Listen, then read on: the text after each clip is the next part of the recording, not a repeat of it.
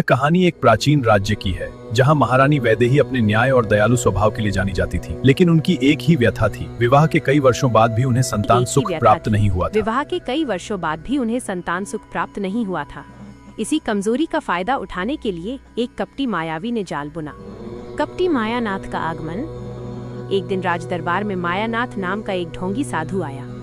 उसने अपनी बातों से ऐसा भ्रमजाल रचा कि राजा और रानी उसे साक्षात ईश्वर का दूत मानने लगे। उसने घोषणा की कि वह एक पुत्रेष्टि अनुष्ठान करेगा जिससे महारानी को तेजस्वी संतान प्राप्त होगी। साधु ने शर्त रखी कि यह अनुष्ठान महल से दूर एक गुप्त गुफा में होगा जहां महारानी को 40 दिनों तक कठिन तपस्या करनी होगी और किसी भी बाहरी व्यक्ति, यहां तक कि राजा, का प्रवेश वर्जित होगा। विश्वासघात का षड्यंत्र। गुफा के भीतर उस कपटी साधु ने महारानी को ऐसी जड़ी बूटियों का सेवन कराया जिससे वे अर्धमूर्छित अवस्था में रहने लगी। धर्म और वरदान की आड़ में उसने महारानी के साथ विश्वासघात किया।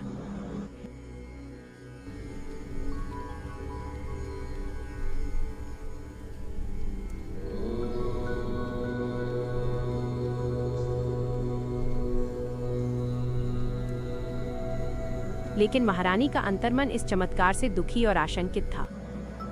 पाखंड का अंत। महारानी की दासी चपला बहुत चतुर थी।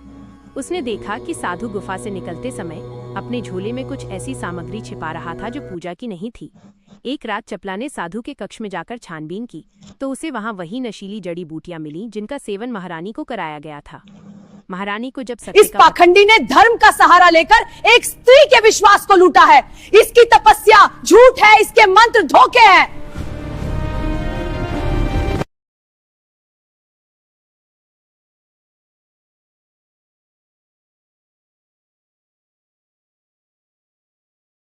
न्याय और साहस।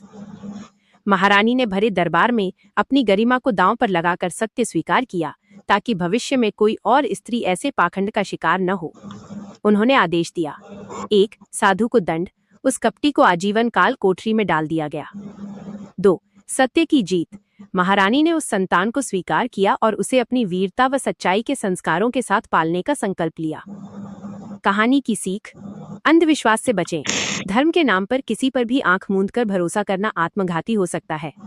तर्क का प्रयोग। चमत्कार के दावों को हमेशा तर्क और विज्ञान की कसौटी पर कसना चाहिए। साहस। कठिन परिस्थितियों में भी सत्य का साथ देना ही सच्ची वीरता है।